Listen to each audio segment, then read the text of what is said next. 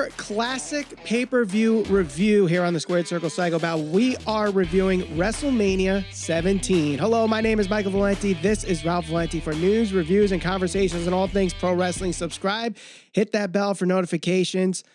This is a little different for us, Ralph. We don't usually do retro pay-per-views, but we went onto the community poll, asked people if they would be interested in content like this. They said yes, so why not start it with possibly the best WrestleMania that has ever happened, WrestleMania 17, that happened at the Houston Astrodome in 2001 in front of 67,000 plus fans. And a lot of people like this show because you really can't find a bad match on this card. There were 12 matches altogether, Ralph.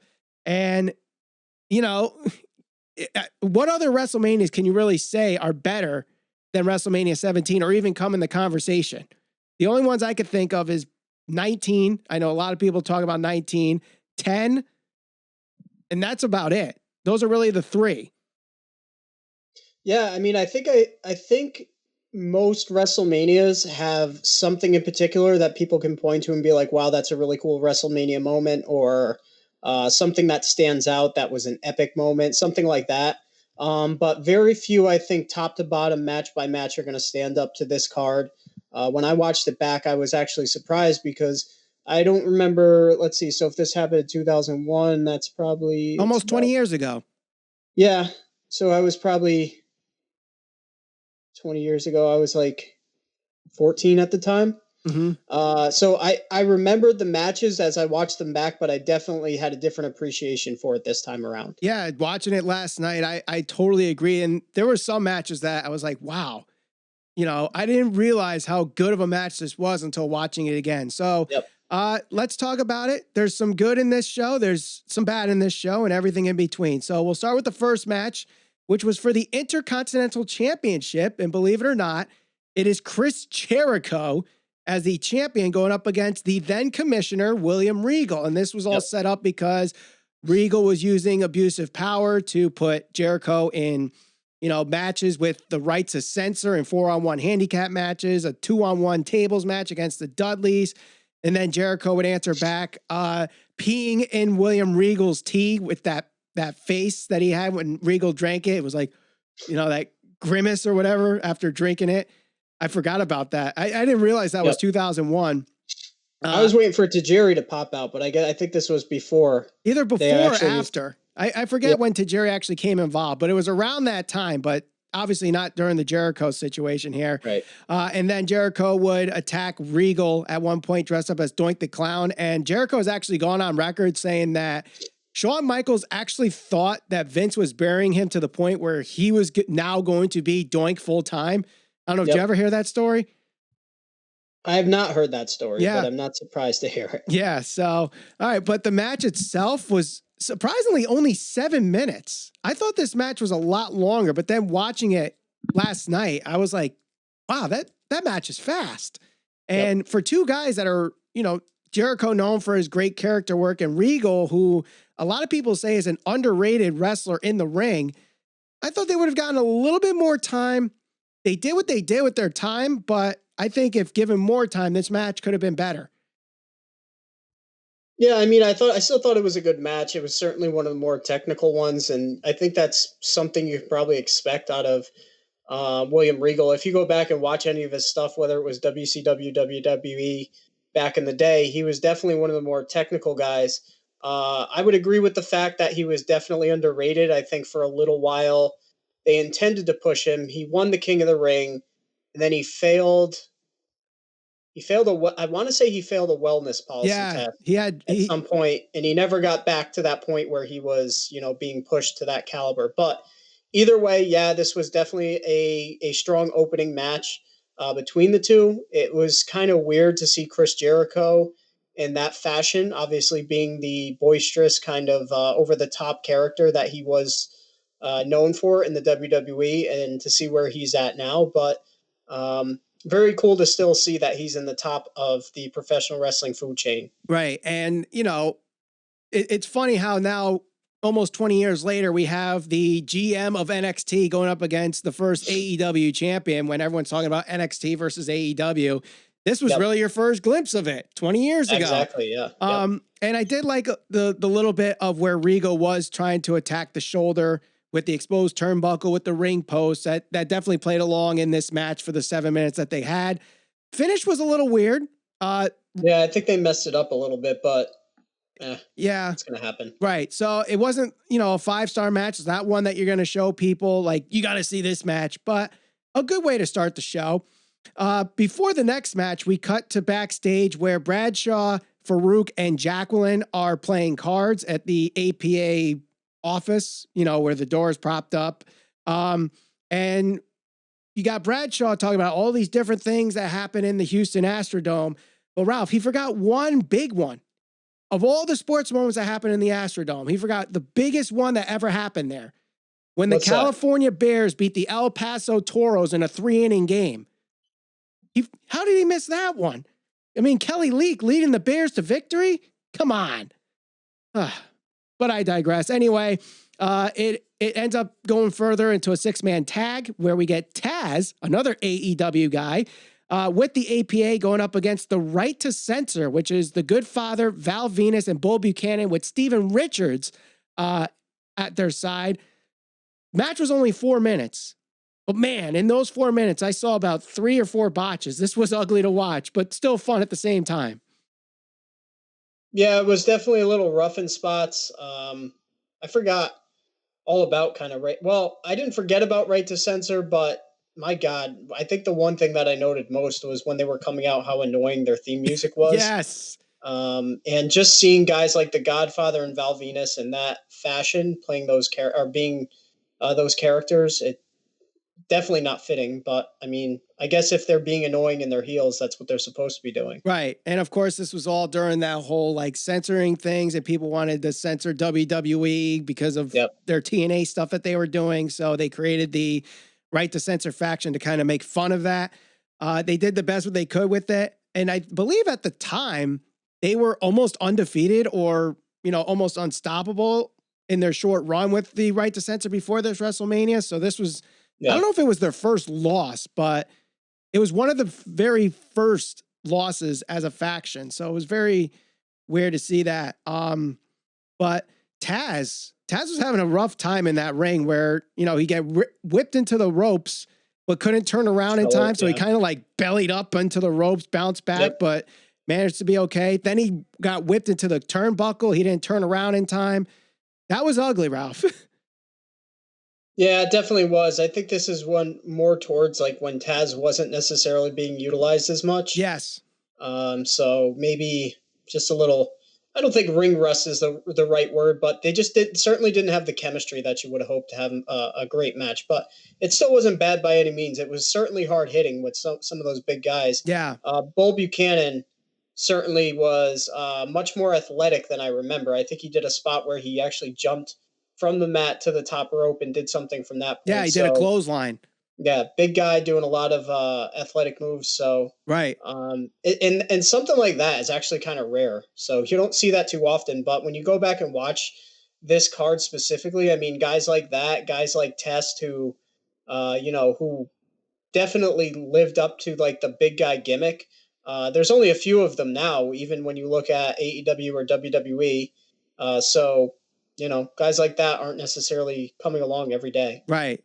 All right. So, and then, of course, Bradshaw gets the pin there, being the hometown guy with the clothesline from hell, a very good clothesline from hell onto the Goodfather to get the victory there. Match was only 3 minutes and 52 seconds. So that was reason why you could fit 12 matches in 4 hours. So next match, we have Kane versus Raven versus the Big Show in a very monumental and memorable hardcore match that I didn't realize it was only 9 minutes and 17 seconds. It wasn't that long, but they put a lot into that match. So it starts on the outside.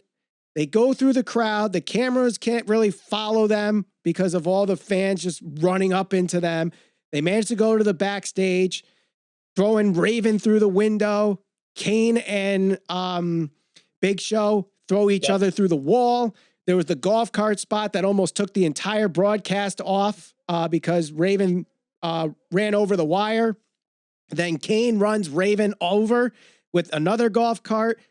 They get power slammed through the stage, and Kane wins with a leg drop. There was a lot going on in this match. Very fun 9 minutes to watch for a hardcore match. Definitely a fun, hard-hitting brawl. Raven being the smaller of the two guys, obviously taking some crazy bumps. I know he got thrown through a window at one point. He literally almost got ran over. I think Kane had to slam on the brakes, and he still got hit by the golf cart. But, I mean, he literally almost got ran over. This was back when Big Show was definitely in good shape. Kane was huge. Kane was in the best shape.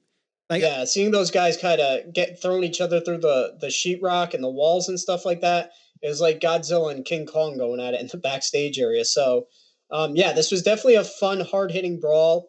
One that, again, when you go back and watch these, I mean, that's not something that when you think back to, like, great WrestleMania moments, but this was definitely something that I enjoyed watching back. Right. And, I mean, Kane winning the Hardcore Championship in 2001 was really a big year for Kane. I mean, that was...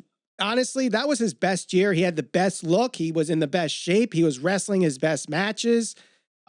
This was coming off, the Royal Rumble performance at the 2001 Rumble. Mm-hmm. I mean, the only thing that was missing was him getting a title run in 2001, like a WWF championship title run. But Kane was very good in 2001, and this showed it right here. Just let me remember, damn, Kane was awesome back then. But next match was a singles match for the European Championship. Test against Eddie Guerrero with Perry Saturn. And what the hell is Perry Saturn wearing? That stupid, ridiculous hat. Oh, he's worn some crazy, outlandish things, especially with his what they had him doing with the whole mop towards the end of his career in the WWE. So, I mean, this was maybe the start of his strange persona that he was portraying. But it was definitely a little weird, a little out there. I mean, it kind of distracted me from what actually happened during the match, but Test ends up losing to Eddie Guerrero after some outside interference from Perry Saturn and eventually Dean Malenko as well. So Eddie Guerrero wins the European Championship in a match that was like 8.5 minutes. Eddie Guerrero is a guy, you forget how good he is because obviously his career ended abruptly after what happened to him, but one of the best in-ring performers. And even in an 8.5 minute match, you could see how good he was in the ring. Yeah. And not only him, unfortunately, a guy like Test, who, similar to Eddie Guerrero, unfortunately passed away much younger than, than most people would hope to live. But a guy like that, being a bigger guy, somebody who, there's only a few select big guys in professional wrestling right now that can really work that gimmick. And going back, when you look at some of the guys on this card, I mean, there was a lot of big guys. And to look at where they were then versus where WWE is now, I mean, you got guys like Braun Strowman, who's a bigger guy. I'm trying to think of like bigger guys that can move around, or just in general. I mean, they don't position big guys like that at the top. I mean, you had so many big guys on this card alone. I mean, you had Kane, Undertaker, Big Show, Test. If I were going through this, my God, we mentioned Bradshaw, Farouk, or so there was a lot of big guys, and it's just not something that is all that common anymore in professional wrestling. I mean, AEW to this point, I mean, they have guys like Lance Archer, most recently signed, Luchasaurus, Wardlow. WWE has Brock Lesnar. Yep. They have Braun Strowman. Yep. Then that's really it. Yeah. Can't really think of anybody else. Because even in NXT, all the guys, I mean, if you're bigger than 6'2", you're a giant in NXT. Yeah. So, but yeah, a good solid 8.5 minute match here. But this next match here, one of the most underrated WrestleMania matches. It doesn't get talked about a lot, obviously, because of who's in it. But this is a good technical match that told a story of, one guy just wants to tap the other guy out. It wasn't a submission match, which I think might have made it even better. But Kurt Angle versus Chris Benoit. This is a match that when you talk about get me a technical match to watch if I'm a new fan or showing someone that might be interested in wrestling and want to see a technical match, this is the match you got to show them. This was an incredible match. Yeah, especially when you have a guy with like the technical prowess background of pure pure wrestling, like legit mat wrestling, an Olympic, Olympic medalist like Kurt Angle going against a guy like Chris Benoit and having it look believable. I mean, definitely a good match, very technically sound. It's funny because when I look at, I'm actually have the list of matches in front of me right now on my phone as we go through them. I thought you actually skipped over a match. I'm on WWE.com and they actually don't have that match even listed on here. Right, obviously because of Chris Benoit. But either way, yeah, definitely very sound match. I mean, whenever these two had a match together, it was always going to be hard hitting, technical. But the fact that Chris Benoit was able to hang with Kurt Angle in terms of the mat wrestling and make it seem believable was impressive, but a lot of reversals, a lot of good technical stuff. And yeah, I mean, granted, everybody has their opinion of Chris Benoit, which is negative because of obvious reasons, right. But the match itself was good for what it was. Did you see part 1 yet of the first episode of Dark Side of the Ring with Benoit? I have not seen it yet, no. Yeah, so we're recording this Sunday to go up on Tuesday, and the first part of the 2-part episode is already up on YouTube. Very sad, because they tell the story of what happened with Eddie and how that affected Chris Benoit. Just very, very sad. And they didn't even get to the actual event yet. This is all stuff leading up to the point of what happened with Chris Benoit, Nancy Benoit, and Daniel Benoit, but very sad. And if, the Dark Side of the Ring documentaries have been awesome so far, and they're going to knock it out of the park with this first episode. In the first part, I would definitely watch that at some point while you're inside in quarantine and self-isolating, Ralph. So, all right, next match here. I don't want to dwell too much on it because it was only 2.5 minutes. There wasn't much to it. Chyna beats Ivory for the women's championship. The story behind this was they were basically selling the injury of Chyna's neck and shoulder injuries. Ivory was trying to attack it early on, hitting her from the back with the belt, stomping on it. Chyna gets the offense in, power bombs, wins. That's about it. Just sad that this actually ends up being the last WrestleMania that Chyna's in, especially when she was pushed so well up until this point. And she just kind of dwindled, and we all know what happened with Chyna afterwards. With Triple H, Stephanie, and that whole ordeal. It's just sad that this ended up being her last Mania match.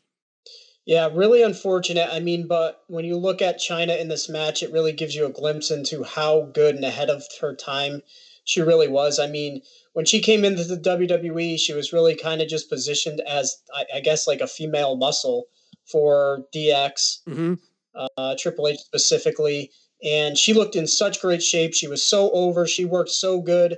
And unfortunately, the whole card, unfortunately, is just littered with professional wrestlers who passed away young, which is really unfortunate. Yeah. It's not as bad as WrestleMania 6, which I think has now like 60% of the card who's passed away. But, for this being only 20 years ago, and you see some guys still wrestling, like Jericho and Big Show, was just on Raw a couple months ago. Kurt Angle just recently retired. Edge is just returning from retirement. So Shane McMahon. And then you see guys like Benoit, Chyna, Eddie Guerrero, Test. And it's like tale of two cities, really. Very depressing. But yeah, Chyna does win the women's championship. And it's like, this was all after she won the Intercontinental Championship twice. So it was kind of like a demotion going from the Intercontinental Championship to a women's championship. And I don't really want to say that to demean the women's championship, but at that time, the women's division is not the women's division we see today in professional wrestling. No. You had certain people, obviously, who were really good workers. And I think right around this time, they had a lot of good, well, I guess you could say around this time. So you had women, Ivory, obviously, Chyna, Lita, Trish Stratus, Jacqueline. Jacqueline. So there were certain women who obviously were great technical wrestlers, and then they kind of transitioned into the period where Vince and everybody else decided they were going to put over the divas, if you will. So, women like Sable, who obviously wasn't known for her wrestling, just kind of her looks, and then people like that. And now we've transitioned into the women's revolution, and it stinks to kind of look at this and be like, what could have been if Chyna took some time away, got herself into a good place, and to come back at a time like now for a one-off match, much like Trish Stratus had. Unfortunately, we're not going to get that. But, going back to this match really kind of put into perspective how over and how good she really was at that time. Yeah. And I mean, she was at a point in her career after she left WWE, she was wrestling in New Japan Pro Wrestling. Yeah. And it wasn't like she was wrestling other women. She was wrestling with some of the best in New Japan, like Masahiro Chono, I believe was her last match in New Japan Pro Wrestling, and had a tag team match with Hiroshi Tanahashi. So, I mean, one of the best, not just as a female, but one of the groundbreakers in professional wrestling. It's so sad that her life didn't go the way that we would love it to go. But moving on, we have the street fight of McMahon versus McMahon. Before, though, we're backstage, and Michael Cole, with his freaking 90s style highlights there, interviewing Vince McMahon. And Vince McMahon says, "You want shocking? We'll give you shocking by the end of the night." And we thought it was involved with the street fight. Later did we know why he meant the line that he did. We'll talk about that later. But we have a street fight here. Shane McMahon versus Mr. McMahon, with Mick Foley as a special guest referee. So Mick Foley was the commissioner before he was fired by Vince. Linda McMahon was condoning all the decisions by Mick Foley. Vince was pissed off, wanted a divorce. She goes into a nervous breakdown to the point that she goes in a comatose from about December to WrestleMania. So that's almost 4 months of comatose. Yep. During this time, there's the on-screen affair with Trish Stratus and the horrible, horrible segment. Now that 20 years have gone by, you watch it now and you're like, wow, this was terrible. Vince making Trish Stratus strip and bark like a dog. That's all in the package going up to here. The go-home angle of this street fight, Ralph, was the announcement that Shane bought WCW from Vince McMahon. So, very interesting there. But we get to the street fight itself. For two guys that are not trained wrestlers, this is probably as good of a wrestling match as you're going to get. And I think, obviously, Mick Foley was a special guest referee to kind of get them in the right direction to make somewhat of a decent match. So I actually like this match watching it a second time. Definitely not a wrestling clinic, but for what it was a fun match to watch. It was entertaining. I mean, and I think at that time, matches like this were fairly common, where you had Vince McMahon, who was the ultimate heel, a guy like Shane, who was a pretty prominent character. And Shane, for the most part, I think he's obviously more technically sound than Vince. Vince was, granted, he was in really good shape, but he's not a trained professional wrestler. He works his gimmick great.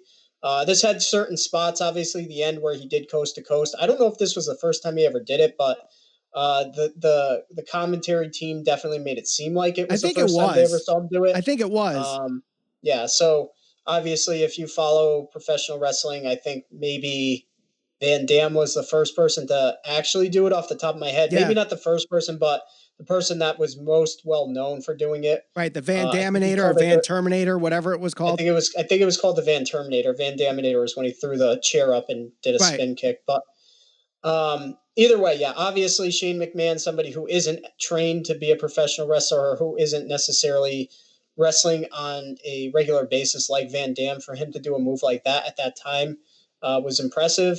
You got the good pop from Mick Foley getting a little revenge on Vince, and then obviously Linda gets involved in the match, and people realize she wasn't actually in a vegetable state, and she was fully coherent maybe the entire time, and made Vince look like an ass again. I mean, the best acting I've ever seen was Linda McMahon. I was watching this, I'm like, man, the fact that she stood in that comatose state for, it seemed like 10 minutes, because she didn't come out until about halfway through the match with Trish Stratus, and she's just sitting there, and Vince is yelling at her, going, "You bitch," not cracking a smile or anything. That was awesome. And then the fact that when she sits up from the chair, it was like you thought the gong hit and the Undertaker rose up from the mat. And you see that spot, like the crowd just popped for it. And the other big pop for was the Trish Stratus slap onto Vince. It wasn't the greatest slap in the world, but the crowd just popped for it. It was like months and months of buildup to finally get to that moment. Maybe a little underwhelming now that you watch it 20 years later, but the crowd loved it at that moment. Yep, agree. Yeah. Definitely a good, solid, brawl style match. Yeah. So one of the most iconic matches in WrestleMania history is up next. It is the Tables, Ladder, and Chairs match 2 for the Tag Team Championships. The Dudley Boyz, who are coming in as the champions, against the Hardy Boyz, against Edge and Christian. And, I mean, we've seen these guys in triangle ladder matches, TLCs, tables matches. Anytime these tag teams are together in a match, they've always delivered. And this one here, once again, and a lot of people, especially today, are talking about the Young Bucks versus Lucha Brothers ladder match. And, those that try to reminisce about great ladder matches, they'll bring up Shawn and Razor. This one here can go up in that conversation as one of, if not the best ladder match. And after watching it again, I was like, damn, the stuff that they were doing and the spots that were put in, it didn't look choreographed. It made sense. Everything had a reason. And all these spots and even the stuff outside with the help of Rhino and Spike Dudley and Lita, there was a lot going on in this almost 16 minutes. But man, they kept that crowd invested the entire time. Yeah, not only that, but I think back a couple years ago, WWE actually did a poll to vote on the best WrestleMania match of all time. And I think this was actually the match that most fans voted for. Really? I believe so, yeah. So, no, there's definitely a good match. All three of these teams, I mean, when you look back at, when tag team wrestling was really good, this is maybe one of the golden eras of tag team professional wrestling in the WWE. I mean, you had the APA, who was pretty prominent around that time. They were on that card. You had, obviously, all three of these teams involved. And then you can probably go through and think of a bunch of other really good tag teams. And it's sad to see, like, today in professional wrestling, at least in the WWE, they don't necessarily highlight tag teams like they did back then. Mm-hmm. But I think we were definitely spoiled at this time because we didn't necessarily realize how good these teams were, and kind of comparing it to today's professional wrestling, at least, like I said, in WWE. But definitely a very good match. I mean, you had the iconic spot where Edge speared Jeff Hardy off the when he was kind of hanging down from the thing that holds the belts up, which is obviously one of the more well-known iconic spots. So yeah, definitely a great match.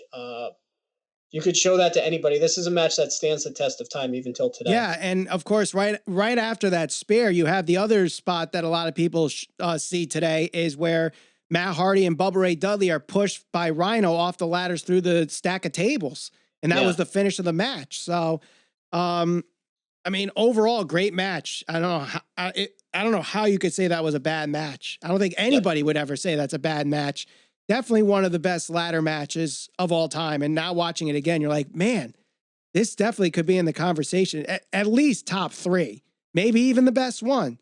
I love to see what people say in the comments about that match. But the next match is the Gimmick Battle Royal, featuring none other than the Jim Cornette. Yeah, I forgot he was in this. Jim Cornette was in there. Also, the Bushwhackers, Duke the Dumpster Droese, Doink the Clown, Nikolai Volkov, Tugboat, The Goon, Earthquake, The Gobbledygooker, Brother Love, I Love You, Michael P.S. Hayes, The One Man Gang, Kamala, accompanied by Harvey Whippleman and Kim Chi, The Repo Man, Simon Miller's favorite wrestler, and Sergeant Slaughter. Also, Hillbilly Jim is the last eliminated. Won by the Iron Sheik. Only reason he won this is because he had 2 surgically repaired hips and could not move. Everyone else, actually, most of the guys that were in this match were in pretty decent shape despite being retired. Bobby the Brain Heenan was gold again in commentary with Mean Gene Okerlund.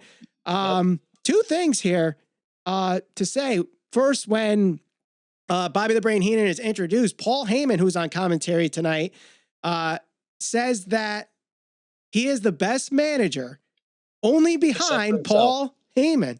So we gotta ask, who's the better manager, Ralph? Is it Paul Heyman or is it Bobby the Brain Heenan?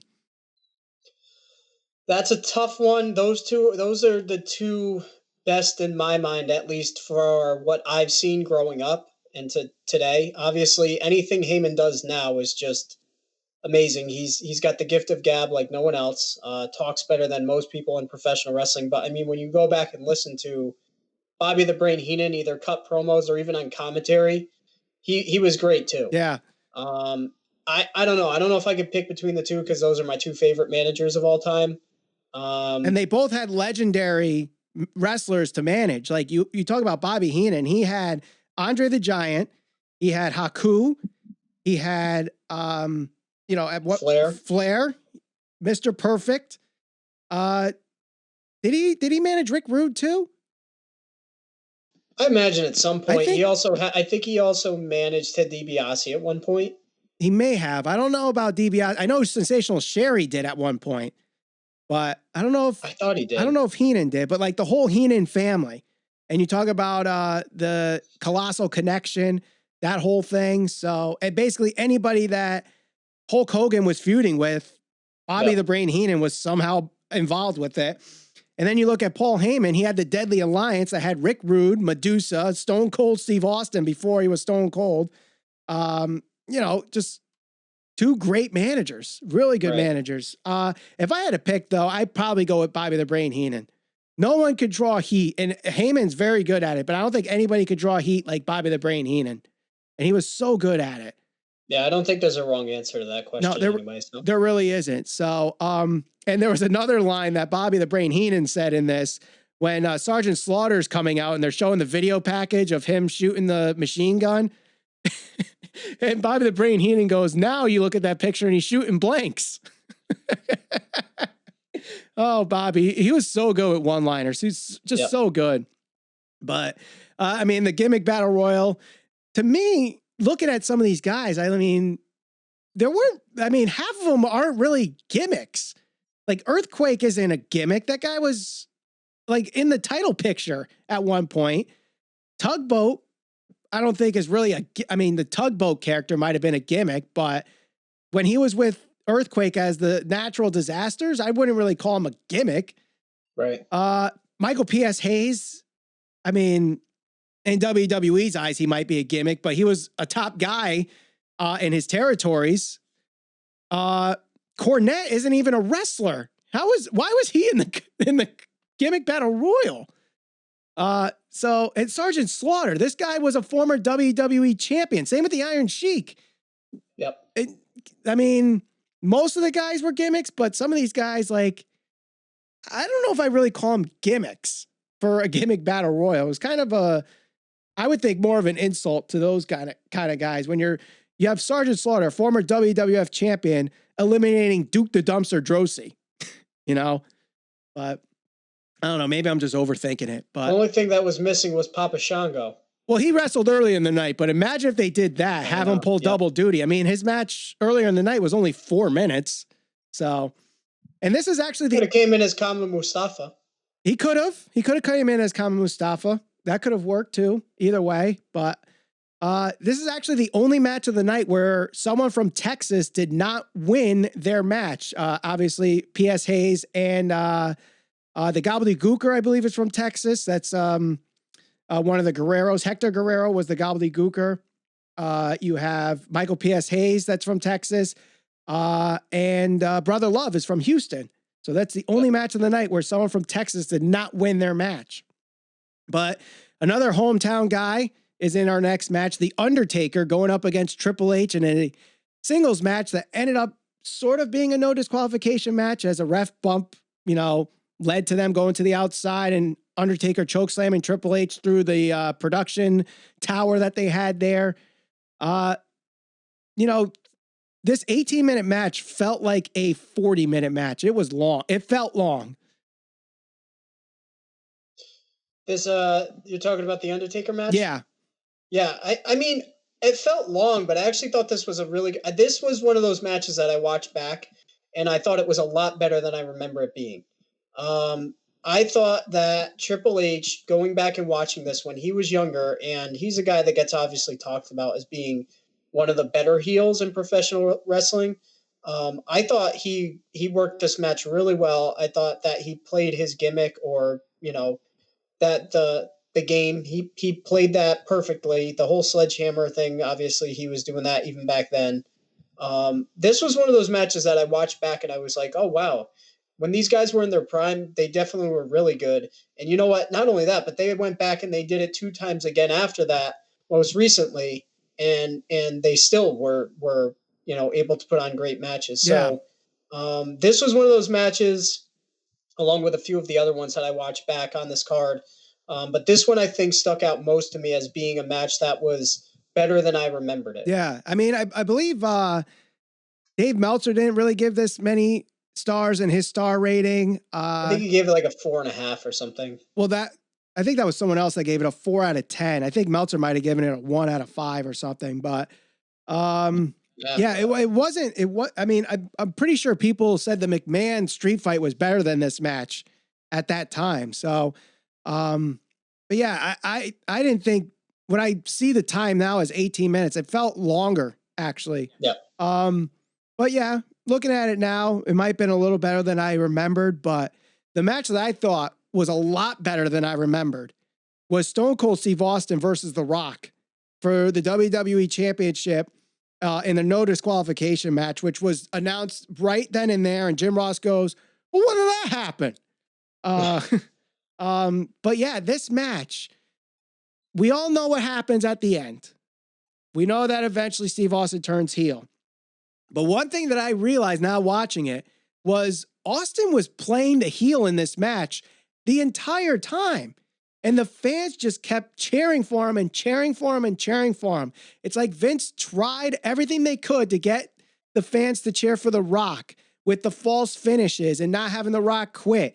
And, have him hit the stunner on Austin. And then Austin hits the rock bottom on The Rock.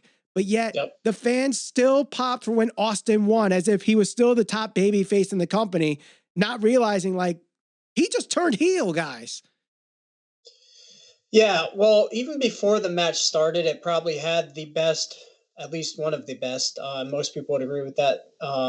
Promos going into it, the one where Limp Bizkit leading into the match. So that was obviously very good. Mm-hmm. Match itself was very good. This is still where Austin was very much over with the crowd.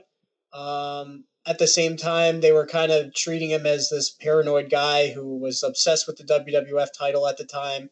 And yeah, I mean, the match itself was good. I definitely hated the end of the match because this is when Stone Cold turned heel. We all know what happened with his heel turn, his run. Wasn't necessarily successful. I always compare it to, maybe the two guys in wrestling history, at least, in my opinion, were Austin and Hogan. The difference between those two is Austin was insanely over as the badass, anti-villain. Mm-hmm. Didn't necessarily have a great heel run. It was just kind of weird. It never really clicked. It just didn't work, especially when he sided with the Alliance. It just never really worked.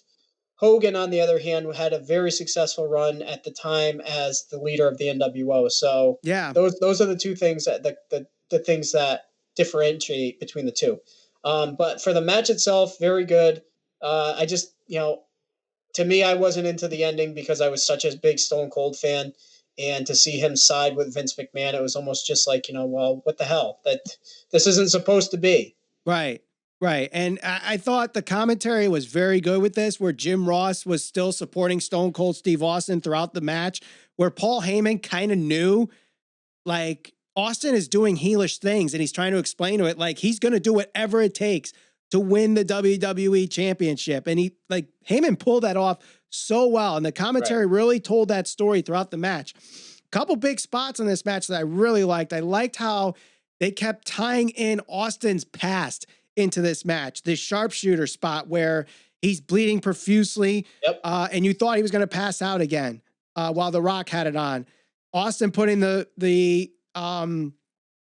sharpshooter on The Rock, and that was a good spot. The $1 Million Dream came back in this Austin match. hit a rock bottom too at one point. Yep. I mean, they were trading finishers, all that type of stuff. Was this the first match that did that, where it felt like, I know around this time, like it ended up being a video game feature where you could steal the other person's finisher. I think this was the match that made that feature come to life. I'm not 100% sure on that. Kurt Angle did get Chris Benoit a Canadian crippler crossface earlier that night too. That's true. But no, I mean, maybe to that extent, like in a high profile match, I think right at the very beginning too, they teased, I think, The Rock going for a stunner on Austin. Yep. And that's the thing that I like most about this match. I mean, to have like the build that this match had and to make it feel as important as it was supposed to feel, it wasn't like they started with like a tie up and then there was this big technical thing back and forth. It was, as soon as the bell rang, they went right at each other. That's what it needed to do. It had a certain tone. It had a certain cadence. It had a certain pace. That's what makes an effective wrestling match, especially when the guys are so hell-bent on, one thing. Like in this, obviously only one guy was going to win the championship. Right. Or in comparison to other matches, like if two guys hate each other and there's this big blood feud and then they go in there and they tie up and it's this technical back and forth. It's like, you don't expect that to happen. These guys hate each other. So I mean, for that certain aspect of the match, the tonality of it and the way that it was all dictated towards the pace of it was very good. Mm-hmm. And I'm not one that really likes all these false finishes in matches. Like there's way too many of them sometimes in matches, but this one here, I didn't realize how many false finishes were in this match. Like it felt like the last 5 minutes or so of this match was just false finish after false finish after false finish. It was like, man, who the hell's gonna like, and it was building up to the moment, like, and the facial features that Austin had were awesome. Like, what the hell do I have to do? I like literally have to beat the shit out of The Rock with a chair, knock him senseless before I could pin him. That's where the point was going to. So I thought that was a great little wrinkle into the story too. And I thought it was a great story told. I thought it was a great match, a lot better than I remember it. If I were to give it a star rating, it would be in that 4 3/4, maybe even 5-star match. It really delivered for WrestleMania. I agree 100%, and you would have hoped it would do so, especially because those were the two top guys in the industry at that point. I mean, you weren't going to find two bigger guys to headline WrestleMania that are that over, that were that popular at the time. I mean, they even went back to, they were showing shots from WWF New York. Yep. If anybody's been a fan for that long, I mean, WWF literally had a restaurant in the middle of Times Square, I believe it was. Yep. So that just goes to show you how insanely popular wrestling was at that time. And, those were the two guys that were at the forefront of this, of wrestling at the time, and they definitely delivered. Yeah. So after all is said and done, can you say this was the greatest WrestleMania ever? I mean, yeah, like I said at the beginning, top to bottom, match by match, full card, I would say that at least right now, I'd have to go back and watch like every single one to see in comparison, and I haven't done that, so full disclosure. But right now, yeah, I mean, this was a great WrestleMania. There was a lot of good matches. Probably the ones that stand out were certainly the main event, Benoit and Angle, and Triple H and The Undertaker. And yeah, I mean, it certainly delivered, and it was great top to bottom. So it's hard. You're going to be hard pressed to find another WrestleMania that compares to this one. Right. I mean, this show had everything. It had a great main event. It had great commentary from Jim Ross and Paul Heyman. It had comedy matches with the Iron Sheik winning the Gimmick Battle Royal. Yep. It had a great tag team match with the tables, ladders, and chairs match. A great hardcore match. Like every kind of fan was touched on this card. Yep. Whether you're a technical fan that likes good old fashioned wrestling with Kurt Angle and Chris Benoit, if you love tag team wrestling like Edge, Christian, the Dudleys, and the Hardy Boys, if you want a good story told, Austin and The Rock did that. If you want two guys just beating the hell out of each other, Undertaker and Triple H did that. If you want screwy finishes, Eddie Guerrero and Test did that. Kurt Angle and Benoit did that. There really wasn't anything that you could go, well, we didn't get this. Yeah. Like there was if you're really finding bad things from this pay-per-view, I think you're nitpicking at that point. So Very good show. Let us know what you guys thought. What was your favorite match of WrestleMania 17? Did you guys like our first ever retro review of a pay-per-view? And let us know what ones you want us to do in the future in the comments below. Don't forget to share us all over social media. We're on Facebook, Instagram, and Twitter at SCPV Podcast. And for news, reviews, and conversations on all things pro wrestling, subscribe, hit that bell for notifications. For Ralph Valenti, my name is Michael Valenti. Thank you for watching the Squared Circle Psychobabble.